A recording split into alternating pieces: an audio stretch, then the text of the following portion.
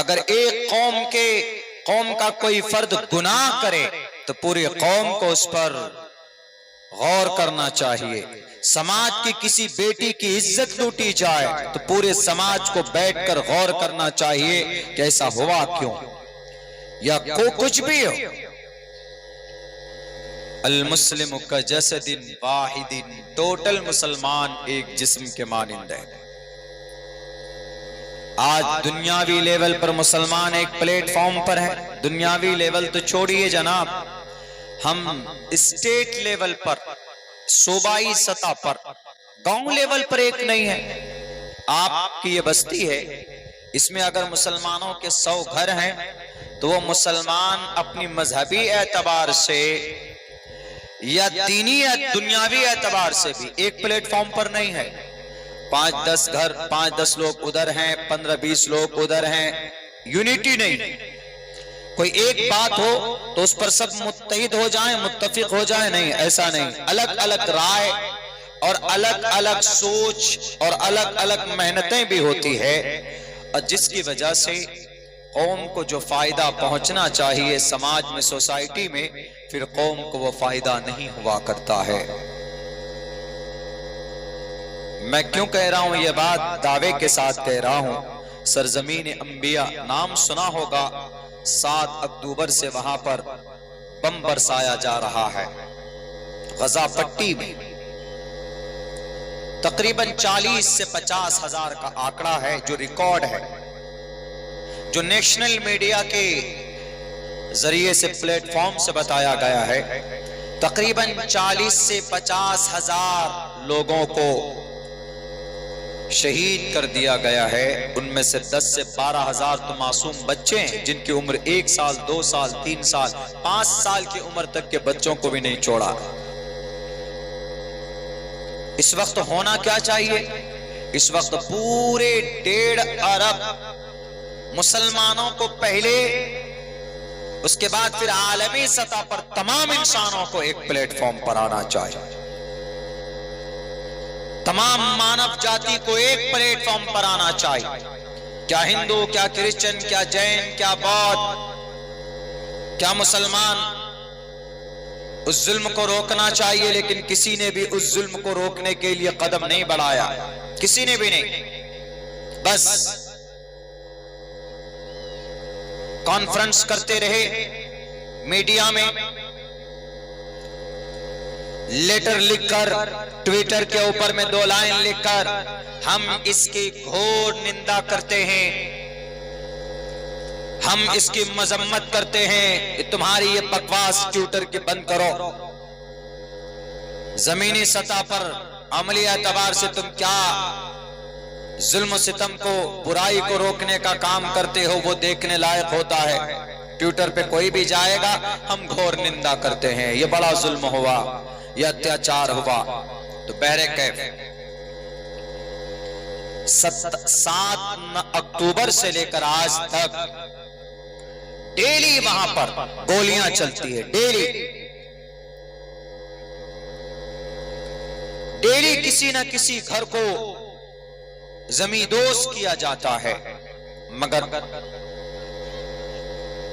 ये कौम जो 1.5 करोड़ की, 1.5 अरब की तादाद में पूरी दुनिया में है, आज ये कौम मुत्तहिद नहीं है। खुद वहीं की बात बताऊं जहां पर ये लड़ाई हो रही है, मैं वहीं की बात बताऊं आपको। एक तरफ गजा है, एक तरफ वेस्ट बैंक है, फलस्तीन। गजा भी फलस्तीन के अंदर आता है। गजा में जो लड़ाई लड़ रहा है अपने गांव और अपने गजा की दिफा के लिए, उसका नाम हमास है।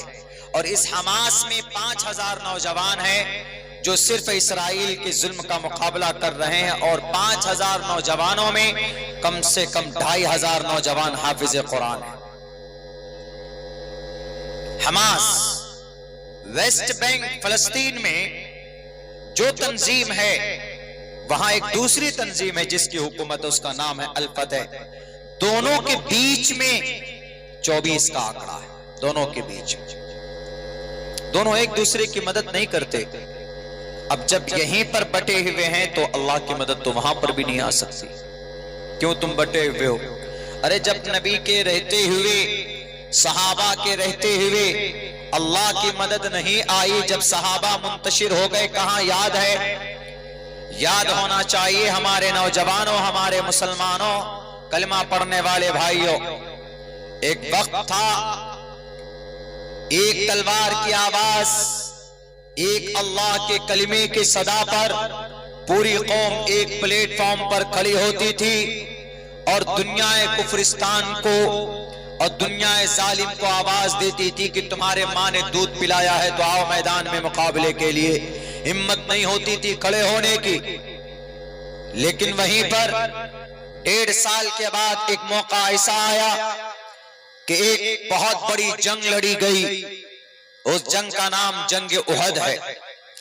नबी पाक अलैहिस्सलातु वस्सलाम मौजूद हैं, हजरत अबू बकर सिद्दीक भी मौजूद हैं उस जंग में, उमर फारूक भी मौजूद हैं, हजरत अली उस्मान मौजूद हैं, हजरत अब्बास मौजूद हैं और भी हजरत सैयदुश शुहदा अल हमजा रजी अल्लाह ताला मौजूद हैं। किबार सहाबा, बड़े बड़े सहाबा कराम की एक पूरी जमात मौजूद थी उस प्लेटफॉर्म पर। उस जंग में सहाबा कराम को अल्लाह के नबी अलैहिस्सलाम ने मुतय्यन कर दिया कि तुम्हें यहां पर रहना है, और कुछ सहाबा को कहा कि आ जाओ मेरे साथ मैदान कारजार में। अल्लाह के नबी वहां लेकर गए। जंग शुरू होती है, तफसील में नहीं जाऊंगा। जंग शुरू होती है, जंग होते होते 60% जंग सहाबा किराम फतह कर चुके थे। तकरीबन 70% जंग सहाबा फतह कर चुके थे। लेकिन जब अचानक फिर ऐसा होता है कि सहाबा किराम को गाजर मूली की तरह शहीद किया जाता है। कुछ ऐसा आता है कि सहाबा किराम 70 सहाबा किराम को तीर से, तलवार से, भाले से, नेजे से उनके जिस्म को चीर दिया जाता है। बड़े जर्नेल और बड़े बहादुर सहाबा, अल्लाह के नबी के अब्बा से मशाबहत रखने वाले हजरत हमजा रजी अल्लाह ताला अन्हु के जिस्म के उसी मैदान में, उसी कारजार में उनके जिस्म को फाड़ कर अतड़ियों को निकाल कर चबाने की कोशिश की गई थी। उनके हाथ पैर की उंगलियों को काट कर उनके जिस्म को मुसला बनाने की कोशिश की गई थी, मुसला बनाया गया था। लेकिन मेरे भाइयों, पता है ये फतह होने वाली जंग शिकस्त में कैसे बदल गई? एक ही गलती थी, नबी मौजूद है, कायनात का सैयदुल अंबिया मौजूद है, कायनात के सबसे बड़े इंसान हजरत अबू बकर सिद्दीक मौजूद है, कायनात का सबसे बड़ा बहादुर उमर फारूक मौजूद है, कायनात का सबसे ज्यादा हयादार उस्मान जिन्नूरैन मौजूद है, कायनात का सबसे बड़ा बॉडी बिल्डर हजरत अली मौजूद है। उसके बावजूद भी वो मैदान के अंदर 70 सहाबा जामे शहादत नोश करते हैं, सहाबा काम आ जाते हैं। गलती क्या, चूक क्या हुई थी? गलती नहीं बोल सकते, चूक ये हुई थी कि सहाबा 2 खेमों में बट गए थे। समझने की वजह से, 2 खेमों में बटने की वजह से जो मदद अल्लाह की आई हुई थी, जो सहाबा 75% 70% उस मैदान को फतह कर चुके थे, लेकिन वो मैदान कुछ ही देर में 70 सहाबा तड़प रहे हैं, उनके जिस्म से खून निकल रहा, उनके गर्दन को, उनके सर को तन से जुदा कर दिया गया है। मेरे भाइयों, गलती और चूक सिर्फ इतनी थी कि उन सहाबा किराम का जो पूरा जत्था था, पूरी जमात थी, वो 2 हिस्सों में बट गई थी। एक जमात का कहना था कि नहीं, अब हम मैदान जीत चुके हैं, हमें अब गनीमत का माल हासिल करना चाहिए, गनीमत की दौलत प्राप्त करनी चाहिए। और दूसरी जमात का कहना यह था कि नहीं, हमारे नबी ने आखिर वक्त तक लड़ने को कहा। वहां सहाबा में बहस भी, तुमको लड़ना है लड़ो, हम तो जा रहे हैं मैदान छोड़कर दौलत लूटने के लिए। अल्लाह तबारक व तआला को दिखाना था कि नबी भले मौजूद हो, बड़े इंसान, सबसे बड़ा दोस्त और सबसे बड़ा जानिसार अबू बकर सिद्दीक मौजूद हो, लेकिन जब तुम शरीयत के खिलाफ वर्जी करोगे तो अल्लाह तबारक व तआला तुम्हारे ऊपर आने वाली मदद को रोक सकता है, रोक देगा। मेरे भाइयों, फिर देखा गया इन द एंड आखिर के अंदर सहाबाए कराम 70 सहाबा बड़े दर्दनाक अंदाज में शहीद कर दिए गए। वजह यह थी कि आपस में बंटने की वजह से इतना बड़ा हादसा, 70 सहाबा जामे शहादत नोश कर गए आपस में बंटने की वजह से। और आज 2 हिस्सों में बटे थे वहां तो, और आज इस कौम के अंदर में कितनी तब्दीली है, कितने हिस्सों में यह कौम बटी हुई। भारत के अंदर देख लीजिए, देवबंदी है, बरेलवी है, अहले हदीस है, चकड़ालवी है, अलग अलग तंजीमों में है। जब इतने हिस्सों में ये कौम बट जाएगी, जब मुसलमान इतने हिस्सों में बट जाएंगे, जब कलिमे की बुनियाद पर एक प्लेटफॉर्म पर नहीं आएंगे, तो अल्लाह की मदद आ सकती है क्या? कयामत की सुबह तक अल्लाह की मदद नहीं आ सकती।